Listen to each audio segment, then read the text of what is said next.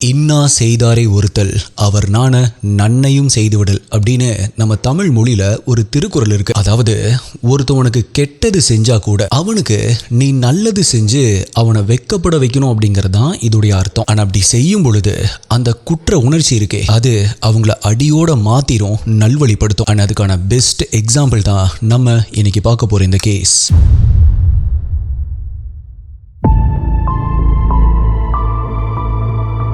அது சரியா பிப்ரவரி 25, 1995 மத்திய பிரதேசல இந்தூர் சிட்டிக்கு பக்கத்தில் இருக்கிற ஒரு சிஸ்டர்ஸ் கான்வென்ட். அங்க தங்கி சேவை செஞ்சுட்டு இருந்த சிஸ்டர் ராணி மரியா அன்னைக்கு நாள் காலையில ரொம்பவே சீக்கிரமா எந்திரிக்கிறாங்க. எல்லாத்துக்கும் முன்னாடியே போய் சாப்பிட்டு சீக்கிரமாவே ப்ரே பண்ண ஆரம்பிக்கிறாங்க. அப்படி ப்ரே பண்ணி முடிச்சதுக்கு அப்புறமா இன்னும் 2 சிஸ்டர்ஸ்க்காக அங்கேயே வெயிட் பண்றாங்க. அந்த 2 சிஸ்டர்ஸும் வந்த உடனே அவங்க கூட சேர்ந்து பக்கத்துல இருக்கிற பஸ் ஸ்டாண்டை நோக்கி போக ஆரம்பிக்கிறாங்க. ஆக்சுவலா அன்னைக்கு அவங்க தன்னுடைய சொந்த ஊரான கேரளாவுக்கு போறதா தான் இருந்தாங்க. சோ அதுக்காக தான் இப்ப 2 சிஸ்டர்ஸ் கூட சேர்ந்து அவங்க பஸ் ஸ்டாண்டுக்கு போயிட்டு இருக்காங்க. அண்ட் ஒன்ஸ் பஸ் ஸ்டாண்டுக்கு போனதுக்கு அப்புறமா அங்கிருந்த சில நபர்கள் இந்தூருக்கு போற பஸ் கடைசி நேரத்துல கேன்சல் ஆயிருச்சு அப்படிங்கிற ஒரு விஷயத்த சொல்றாங்க. பட் இந்தூருக்கு போனாதான் அங்கிருந்து அவங்களால கேரளாக்கு போக முடியும். பிகாஸ் கேரளாக்கு போறதுக்கு அங்கிருந்து டைரக்ட் பஸ்ஸோ இல்ல ட்ரெயினோ கிடையாது. சோ இப்ப வேற வழி இல்லாம ரொம்பவே சோகத்தோட அவங்களுடைய கான்வென்ட்டுக்கே திரும்பி நடக்க ஆரம்பிச்ச சிஸ்டர் ராணி மரியாவும் அந்த 2 சிஸ்டர்ஸும் அவங்க நடந்து போயிட்டு இருக்கிற வழியில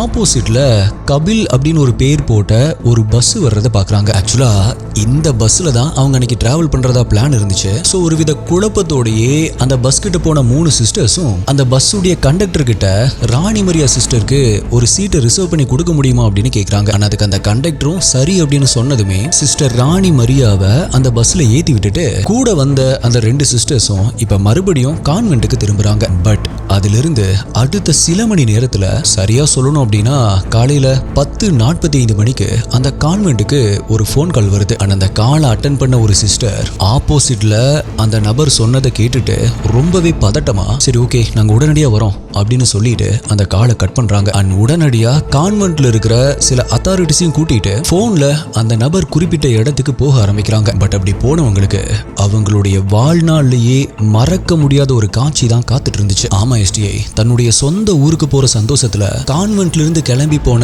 சிஸ்டர் ராணி மரியா உடம்பு முழுக்க வெட்டு காயங்களோட ரத்த வெள்ளத்துல நடு ரோட்ல இறந்து கிடக்கிறத பார்த்து அங்கிருந்த எல்லாருமே ஒரு நிமிஷம் அதிர்ச்சியில் அப்படியே உறைஞ்சு போக ஆரம்பிக்கிறாங்க. என்ன ப்ரோ சொல்றீங்க? அவங்க பஸ்ல தானே போயிட்டு இருந்தாங்க, எப்படி இப்படி ரோட்ல இறந்து கிடந்தாங்க? இந்த சிஸ்டர்ஸ் அவங்கள பஸ்ல ஏத்தி விட்டுட்டு போனதுக்கு அப்புறமா அங்க என்னதான் நடந்துச்சு? வெட்டு காயங்களோடு இருக்காங்க அப்படின்னா ஒரு சிஸ்டரை கொல்ற அளவுக்கு யாருக்கு என்ன மோட்டிவ் இருக்க போகுது? இந்த மாதிரி பல கேள்விகள் உங்களுடைய மனசுல வந்திருக்கலாம். அந்த கேள்விகளுக்கான பதில்களையும் 1995ல இந்தூர்ல இருக்கிற பல ஏழை மக்களுடைய கண்ணீருக்கு காரணமா அமைஞ்ச நல்லவங்களுக்கு மட்டும் ஏன் இப்படி நடக்குது அப்படின்னு எல்லாரையுமே வருத்தப்பட வைக்கக்கூடிய ஒரு ஹார்ட் பிரேக்கிங்கான கேஸை பத்தி தான் இன்னைக்கு வீடியோல நம்ம டீகோட் பண்ண போறோம். நீங்க பார்த்துட்டு இருக்கிறது சரவணன் டீகோட்ஸ். நான் உங்கள் சரவணன். வாங்க இன்னைக்கு வீடியோக்குள்ள போலாம்.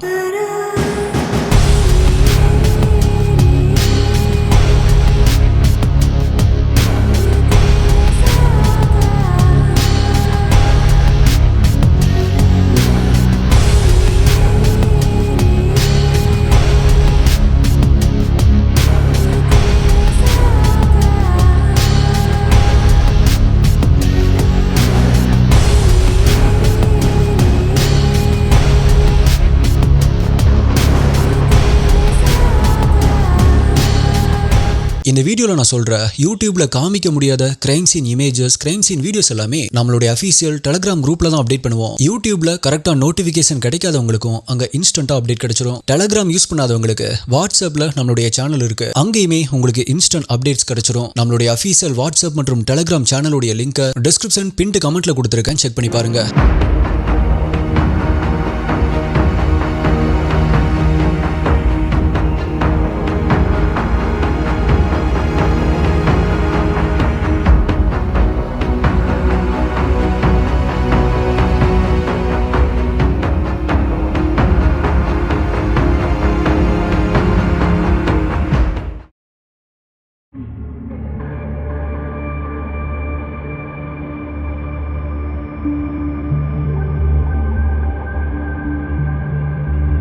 மை டியர் எஸ்டி இன்வெஸ்டிகேட்டர்ஸ், உங்க எல்லாத்துக்குமே ஹாப்பி நியூ இயர். இந்த வருஷம் நீங்க ஆசைப்பட்ட உங்களுடைய ஆசைகள் எல்லாமே நிறைவேறதுக்கும் நீங்க மற்றும் உங்களுடைய குடும்பம் எல்லாருமே ரொம்பவே ஆரோக்கியமா சந்தோஷமா இருக்கணும் அப்படின்னு ப்ரே பண்ணிக்கிறேன். இந்த வருஷத்துடைய முதல் வீடியோ ஒரு மோட்டிவேஷனலான வீடியோ போடலாம் அப்படின்னு தான் நினைச்சேன். பட் அந்த வீடியோ இன்னும் ரெடி ஆகல. இந்த உலகத்துல எல்லாருமே அன்பை போற்றும் வகையில அன்பால ஒரு கொலைகாரனை கூட மாத்த முடியும் அப்படின்னு ஒரு நல்ல கருத்துள்ள உண்மை கதையை சொல்லணும் அப்படின்னு தான் இந்த வருஷத்துடைய முதல் வீடியோவா இந்த வீடியோவை போடுறேன். ரொம்பவே எமோஷனலான ஒரு உண்மை கதை இது. கண்டிப்பா கடைசி வரைக்கும் பாருங்க. இந்த 2026ல ரொம்பவே கிராஜுவலா பல சேஞ்சஸை நம்மளுடைய சேனல்லையும் நம்மளுடைய ஒவ்வொரு வீடியோலையும் கொண்டு வரலான்னு இருக்கேன். அதோடைய முதல் கட்டமா நம்மளுடைய ஒவ்வொரு வீடியோவுடைய எண்ட்லையும் அந்த குறிப்பிட்ட கேஸுடைய நம்பவே முடியாத சில ஷாக்கிங் டீடைல்ஸை நான் இன்க்ளூட் பண்ணலான்னு இருக்கேன். அதாவது இப்படிலாம் நடந்துச்சா அப்படிங்கிற மாதிரி கேஸுடைய நரேஷன்ல சொல்ல முடியாத சில டீடைல்ஸை வீடியோவுடைய எண்ட்ல இன்க்ளூட் பண்றேன். அது எப்படி இருக்கும் அப்படிங்கிறத இந்த வீடியோல இருந்தே நீங்க பாருங்க. ஸோ மிஸ் பண்ணாம இந்த வீடியோவுடைய எண்டு வரைக்கும் பாருங்க.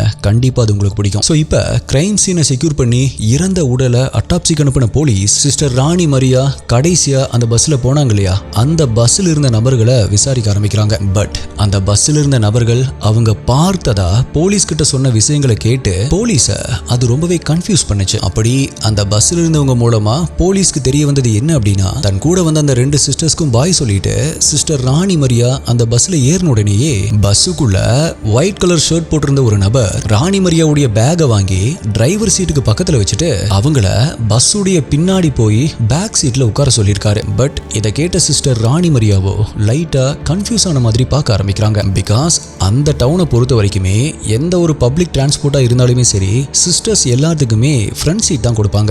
காலமா அதான் வழக்கமா இருந்திருக்கு. பட் இவரு அவங்கள பேக் சீட்ல போய் உட்காருங்க அப்படின்னு சொன்னதுமே அவங்க ஒரு செகண்ட் யோசிச்சுட்டு எதுவுமே சொல்லாம பின்னாடி போறாங்க. அப்படி அவங்க அந்த பஸ்ஸுடைய கடைசி சீட்டுக்கு போகும் பொழுது அங்க ஆல்ரெடி 3 நபர்கள் உட்கார்ந்துட்டு இருந்ததுனால அவங்கள கொஞ்சம் தள்ளி உட்கார சொல்லிட்டு அங்க உட்கார்றாங்க. இப்ப பஸ்ஸும் ஸ்லோவா மூவ் ஆக ஆரம்பிக்குது. அப்ப சிஸ்டர் மரியாவுடைய பக்கத்துல உட்கார்ந்துட்டு இருந்த அந்த 3 பேர்ல ஒருத்தனான ஜீவன் சிங் அப்படிங்கிற நபர் சடனா மரியாவை அவங்களுடைய மதத்தை வச்சு கிண்டல் பண்ண ஆரம்பிக்கிறான். இதை பார்த்த ஜீவன் சிங் பக்கத்துல உட்கார்ந்துட்டு இருந்த சமந்தர் சிங் அப்படிங்கிற நபர் உடனடியா அந்த பஸ்ஸுடைய டிரைவரை சத்தம் போட்டு பஸ்ஸை நிறுத்து அப்படின்னு சொல்றான். ஆக்சுவலா இதை கேட்கும் பொழுது உங்களுக்கு என்ன தோணுது?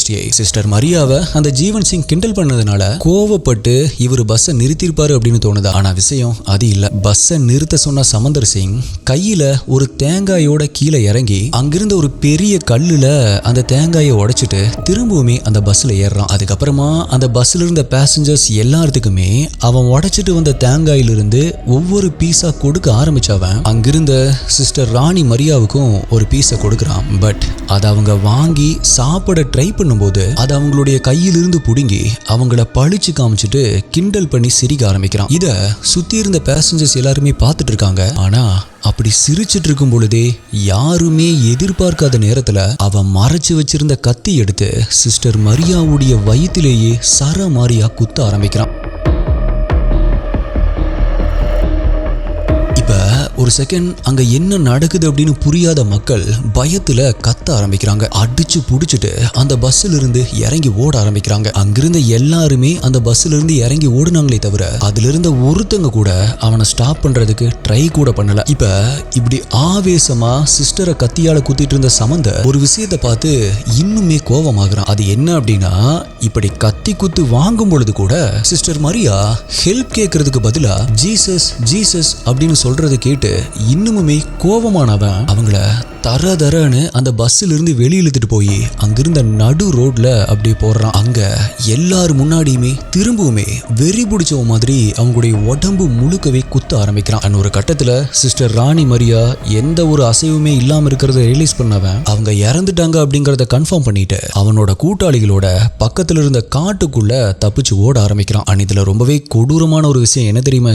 சிஸ்டர் ராணி மரியா நடு ரோட்ல இவ்வளவு கொடூரமா கொலை செய்யப்பட்டு கிட்டத்தட்ட 4 மணி நேரத்துக்கு மேலாகியும் கூட அவங்க பக்கத்துல கூட யாருமே போகல. யாருமே இல்லாத ஒரு அனாதை பிணம் மாதிரி தான் அந்த நடு ரோட்ல ஈக்கள் மொய்க்க கிடந்திருக்காங்க. ஒரு கட்டத்துல விஷயம் தெரிஞ்சு அங்க வந்த போலீஸ் தான் சிஸ்டர் மரியா தங்கியிருந்த அந்த கான்வென்ட்டுக்கு தகவல் சொல்லியிருக்காங்க.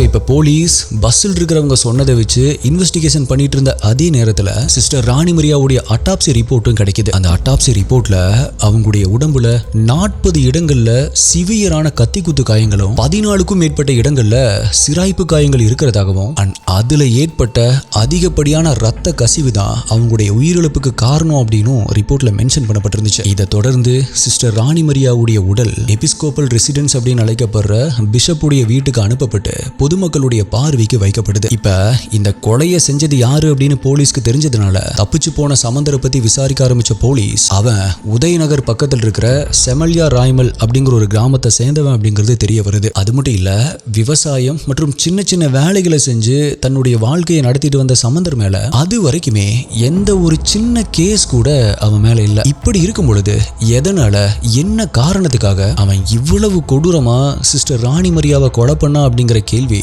போலீஸோடைய தலையை பிச்சுக்கு வச்சுது. அண்ட் போலீஸ் இப்படி யோசிச்சுட்டு இருக்கும் பொழுதுதான் அவங்க கொஞ்சம் கூட எதிர்பார்க்காத விதமா கில்லரான சமந்தர் தானே வந்து போலீஸ் ஸ்டேஷன்ல சரணடைறான். சோ இப்ப அவனை விசாரிக்க ஆரம்பிச்ச போலீஸ் என்ன நடந்துச்சு, எதனால சிஸ்டர் ராணி மரியாவை கொலை பண்ண அப்படின்னு அவனை கேள்வி கேட்க ஆரம்பிக்கிறாங்க. அப்ப அவன் சொன்ன இந்த கொலைக்கான மோட்டிவை கேட்ட போலீஸ் தன்னுடைய வாழ்க்கைய இறைவனுக்காகவும் ஏழை மக்களுக்காகவும் அர்ப்பணிச்ச ஒரு சிஸ்டரை இதுக்காகவாடா கொலை பண்ணீங்க அப்படின்னு போலீஸே அதிர்ச்சி அடைஞ்சாங்க. அப்படி போலீஸை அதிர்ச்சி அடைய வச்ச அவன் கன்ஃபஸ் பண்ண விஷயங்கள் இதுதான். 1954 ஜனவரி 29 அன்னைக்கு கேரளாவில் இருக்கிற புள்ளுவாளி கிராமத்தை சேர்ந்த பைலி மற்றும் எலிஸ்வா தம்பதிக்கு இரண்டாவது மகளா பிறந்த சிஸ்டர் ராணி மரியா வட்டிலுக்கு அவங்களுடைய சின்ன வயசுல இருந்தே ஆன்மீக வாழ்க்கையிலையும் மக்களுக்கு உதவி பண்றதுலயும் ஆர்வம் அதிகமா இருந்திருக்கு. ஸோ 1974 அவங்களுக்கு ஒரு 20 வயசு இருக்கும் போதே பிரான்சிஸ்கன் கிளாரிஸ்ட் அப்படிங்கிற ஒரு சபையில சேர்ந்து கன்னியாஸ்திரியா உறுதிமொழி எடுக்கிறாங்க. அண்ட் அந்த சபையில சேர்ந்ததுக்கு அப்புறமா பல மாநிலங்களுக்கு அவங்கள சேவை செய்யறதுக்காக அனுப்புறாங்க. இப்படி அவங்களுடைய வாழ்க்கைய ஏழை மக்களுக்காகவும் மலைவாழ் மக்களுக்காகவும் தலித் மக்களுக்காகவும் வாழ ஆரம்பிச்ச சிஸ்டர் ராணி மரியா அவங்களுடைய சேவைகளால பல மக்களுடைய நம்பிக்கையை தன்வசமாக்குறாங்க. அண்ட் இப்படி இருக்கும் பொழுதுதான் 1992 இந்தூர் பக்கத்தில் இருக்கிற உதய்நகர்ல அவங்களுக்கு ஒரு போஸ்டிங் கிடைக்குது. அங்க டிரான்ஸ்பர் ஆன சிஸ்டர் மரியா அங்கிருந்த பழங்குடி மக்களுக்கு கவர்மெண்ட் அவங்களுக்கு என்னவெல்லாம் நலத்திட்டங்களை கொண்டு வந்திருக்கு, எப்படி லோன் வாங்குறது, அதுல அவங்களுக்கு என்னெல்லாம் மானியம் இருக்கு அப்படின்னு அவங்களுடைய முன்னேற்றத்திற்காக பல விஷயங்களை சொல்லித்தர ஆரம்பிக்கிறாங்க. இதனால அங்கிருந்த பழங்குடி மக்கள் அதிக வட்டிக்கு பணம் வாங்குறது, கடன் வாங்குறது, பாண்டு போட்டு கம்மியான பணத்துக்கு வேலை செய்யறது அப்படின்னு இது எல்லாத்தையுமே தவிர்க்க ஆரம்பிக்கிறாங்க. பட் இந்த மக்கள் இப்படி சடனா மாறினாங்க அப்படின்னா அவங்களுக்கு கடன் கொடுத்து அநியாய வட்டி வாங்குற நபர்களுக்கு கோபம் வரும் இல்லையா? அப்படிதான் சிஸ்டர் ராணி மரியாவுக்கும் பல கொலை மிரட்டல்களும் எதிர்ப்புகளும் வர ஆரம்பிக்குது.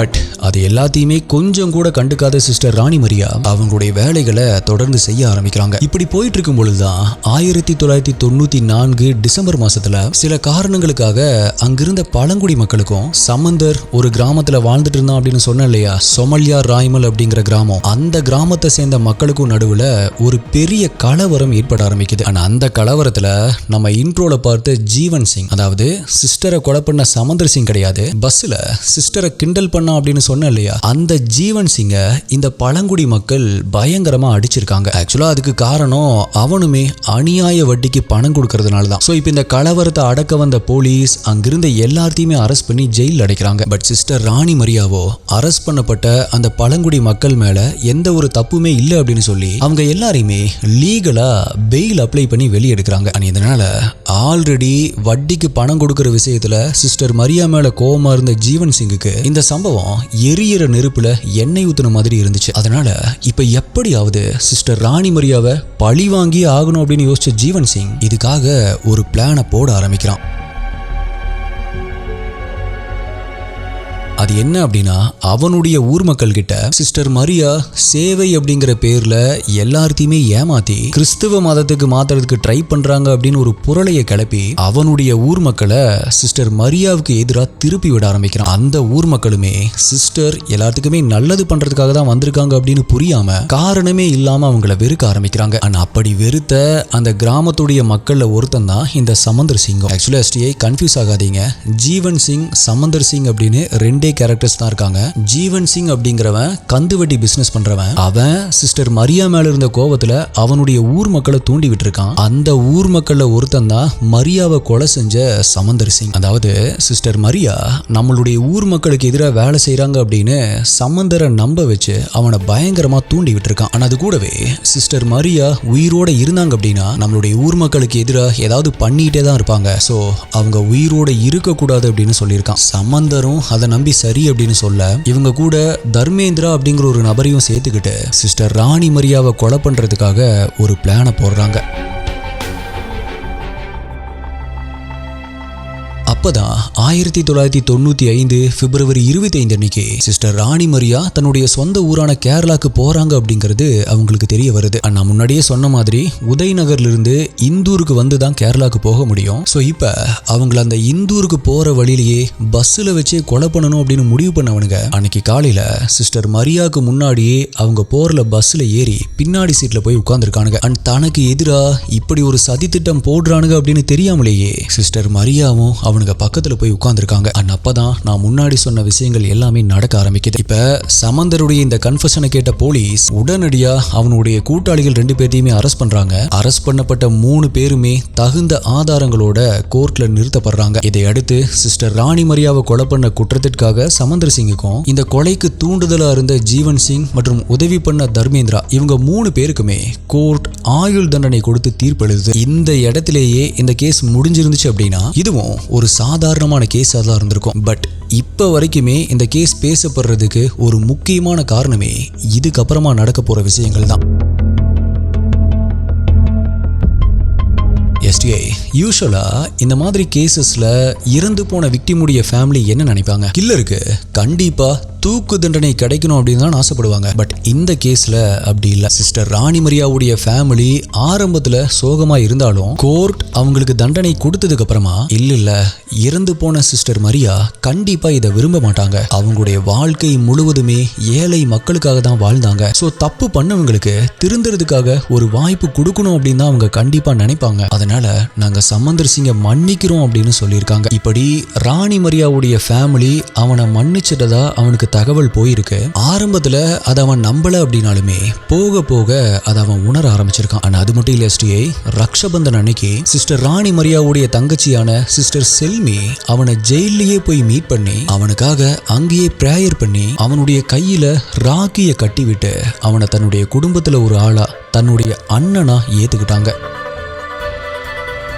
ஆனால் அதை தொடர்ந்து அவனுக்கு சப்போர்ட் பண்ணி அவனை நல்வழிப்படுத்தி அவனுடைய பரோலுக்கும் ஏற்பாடு பண்ணியிருக்காங்க. இதன் காரணமா கிட்டத்தட்ட 11 வருஷத்துக்கு மேல கம்பி எண்ணிட்டு இருந்தவன் 2006 நன்னடத்தை காரணமா ரிலீஸ் பண்ணப்படுறான். அப்படி ரிலீஸ் ஆனவன் நேரா கேரளால இருக்கிற சிஸ்டர் ராணி மரியாவுடைய ஃபேமிலியை போய் மீட் பண்ணி அவங்க எல்லாத்துக்கிட்டையுமே மனசார மன்னிப்பு கேட்டிருக்கான். ஆனா அதுக்கப்புறமா அவனுடைய சொந்த ஊருக்கு போனவன் அங்கேயே விவசாயம் பண்ணிட்டு தன்னுடைய வாழ்க்கைய நேர்மையா அமைதியா இப்ப வரைக்குமே வாழ்ந்துட்டு இருக்கான். ஆனா அது மட்டும் இல்ல, ஒவ்வொரு வருஷமுமே சிஸ்டர் ராணி மரியாவுடைய இறந்த நாள் அன்னைக்கு அவங்களுடைய கல்லறைக்கு போய் அவங்களுடைய மன்னிப்பு தான் இன்னைக்கு வரைக்குமே வெறுப்பு கோபம் இல்லாத ஒரு நல்ல மனிதனா இன்னைக்கு வரைக்குமே அவனை வாழ வைக்குது அப்படின்னு சொல்லி நன்றி சொல்றான். ஆனா இதுல இன்னொரு சந்தோஷமான விஷயம் என்ன அப்படின்னா, கிறிஸ்டின்ஸுடைய வட்டிகன் நாட்டில இருந்து சிஸ்டர் ராணி மரியாவுடைய பியூட்டிஃபிகேஷனை அப்ரூவ் பண்ணியிருக்காங்க. பியூட்டிஃபிகேஷன் அப்படிங்கிறது சர்ச்சால கொடுக்கப்படுற ஒரு அங்கீகாரம். அதாவது ஒரு நபர் தன்னுடைய வாழ்க்கை முழுக்க புனிதமான ஒரு மனுஷனா இருந்து கடைசி வரைக்குமே அன்பா இருந்து நம்பிக்கையோட இருந்து இறந்து போனாங்க அப்படின்னா அவங்களுக்கு பிளஸ்ட் அப்படிங்கிற இந்த அங்கீகாரம் கிடைக்கும். இந்த அங்கீகாரம் கிடைச்சவங்களை கடவுளுக்கு நிகரா வச்சு அவங்க கிட்ட ப்ரே பண்ணுவாங்க. So my dear SD investigators, நீங்க இந்த கேஸை பத்தி என்ன நினைக்கிறீங்க? தனக்கு கிடைச்ச மன்னிப்பை மத்தவங்க மாதிரி வீணாக்காம அதை தனக்கு கிடைச்ச ஒரு மறுவாழ்வா நினைச்சு இப்ப திருந்தி வாழ்ந்துட்டு வர்ற சமந்தர் பத்தியும் அதுக்கு காரணமான சிஸ்டர் ராணி மரியாவுடைய ஃபேமிலியை பத்தியும் உங்களுடைய கருத்து என்ன அப்படிங்கறத கீழே கமெண்ட் பண்ணுங்க. அண்ட் வீடியோவை இப்போ வரைக்கும் லைக் பண்ணல அப்படின்னா ஒரு லைக் கொடுத்துருங்க. நம்மளுடைய சேனலை இப்போ வரைக்கும் சப்ஸ்கிரைப் பண்ணாம பார்த்துட்டு இருக்கீங்க அப்படின்னா இப்பவே சப்ஸ்கிரைப் பண்ணிருங்க. அண்ட் இப்போ நான் இன்ட்ரோல சொன்ன மாதிரி இந்த கேஸுடைய முக்கியமான சில ஷாக்கிங் டீடைல்ஸ் சொல்றேன். ஷாக்கிங் டீடைல் 1, சமந்தர் சிங் சிஸ்டர் மரியாவை சும்மா ஒன்னும் குத்தல, கிட்டத்தட்ட 40 முறைக்கு மேல குத்துனா அப்படின்னு அட்டாப்சி ரிப்போர்ட்ல இருந்துச்சு இல்லையா? அவன் அவ்வளோ ஆவேசமா குத்தும் போது ஒரு கட்டத்துல அந்த கத்தி சிஸ்டருடைய வயிற்றுக்குள்ளேயே மாட்டிக்கிச்சான். அப்படி மாட்டின கத்திய வெளியே எடுக்க முடியாம திணறி இருக்கான். அதுக்கப்புறமா 2 கையையும் வச்சு அந்த கத்திய வெளியே இழுத்து தான் மறுபடியும் மற்ற இடங்கள்ல குத்தி இருக்கான். அந்த அளவுக்கு அவ்வளோ வெறித்தனமா இருந்திருக்கான். ஆக்சுவலா இத சுத்தி இருந்த மக்கள் தான் போலீஸ் கிட்ட சொல்லியிருக்காங்க. ஸோ இதை கேட்கும் பொழுதே அந்த கொடூரம் எப்படி இருந்திருக்கும் அப்படிங்கிறது உங்களுக்கு புரியும் நினைக்கிறேன். Shocking detail 2. சிஸ்டர் மரியா அவங்க சாகும்போது ஜீசஸ் ஜீசஸ் அப்படின்னு அவங்க சொன்னது மட்டும் இல்லாம ரத்த வெள்ளத்துல அவங்க துடிச்சிட்டு இருந்த அந்த நிலைமையிலுமே தன்னை இவ்வளோ கொடூரமா குத்துன சமந்தர் சிங்கை பார்த்து நான் உன்னை மன்னிக்கிறேன் அப்படின்னு சொன்னதா சில சாட்சிகள் போலீஸ் கிட்ட சொல்லியிருக்காங்க. ஆக்சுவலா இந்த ஒரு விஷயம் தான் சிஸ்டர் மரியாவுடைய குடும்பத்தையே பின்னாட்கள்ல சமந்தர் சிங்கை மன்னிக்க வச்சிருக்கு. Shocking detail 3. ஆக்சுவலா சமந்தர் சிங் இப்படி ஒரு கொடூரமான கொலையை பண்ணிட்டு அவன் ஜெயிலுக்கு போனதுக்கு அப்புறமா அவனுடைய சொந்த குடும்பமே அவனை ஒதுக்கிருச்சு. அவனுடைய மனைவி அவனை விட்டுட்டு போயிட்டாங்க. அவனுடைய ஒரே மகனும் ஒரு ஆக்சிடென்ட்ல இறந்து போயிருக்கான். எல்லாரையுமே இழந்த எனக்கு சிஸ்டர் மரியாவுடைய குடும்பம் தான் மறுவாழ்வு கொடுத்துச்சு அப்படின்னு சமந்தர் சிங் ஒரு இன்டர்வியூல சொல்லியிருக்கான். Shocking detail 4. ஆக்சுவலா சிஸ்டர் செல்மி அதாவது ராணி மரியாவுடைய தங்கச்சி இருக்காங்க இல்லையா, அவங்க ராக்கி கட்டுறதுக்காக அந்த ஜெயிலுக்கு போகும்போது சமந்தர் சிங்குடைய அந்த கையை பிடிக்கிறதுக்கே ரொம்பவே பயந்தாங்களாமா. ஆனா அந்த ராக்கியை கட்டிட்டு சமந்தர் சிங்குடைய கையை பிடிச்சு ஒரு முத்தம் கொடுத்திருக்காங்க. ஒரு கொலையாளியுடைய கைய பாதிக்கப்பட்ட குடும்பத்தை சேர்ந்த ஒருத்தங்க முத்தம் கொடுத்த அந்த ஒரு நிமிஷம் தான் சமந்தருடைய கல் மனசை அப்படியே கரைச்சிருக்கு. Shocking detail 5. வாட்டிகன் கண்ட்ரியுடைய அங்கீகாரம். ஆக்சுவலா 2017 தான் ராணி மரியாவுக்கு இந்த பிளஸ்ட் அப்படிங்கிற பட்டம் கொடுக்கப்பட்டுச்சு. இதுல ஒரு ஸ்பெஷாலிட்டி என்ன அப்படின்னா நம்மளுடைய ஒட்டுமொத்த இந்தியாலேயே ஒரு தியாகியா அறிவிக்கப்பட்டு இப்படி ஒரு அந்தஸ்து பெற்ற முதல் இந்திய பெண் அப்படின்னா அது சிஸ்டர் ராணி மரியா மட்டும்தான். உங்களுக்கு வேற என்ன கேஸ் வேணும், என்ன டாபிக்ல வீடியோ வேணும் அப்படிங்கறதையும் கீழே கமெண்ட் பண்ணுங்க. இந்த கேஸை பத்தின உங்களுடைய பெஸ்டான கமெண்ட் அடுத்த வீடியோல வரும். வேற ஒரு வீடியோல மீட் பண்றேன். நன்றி, பாய்.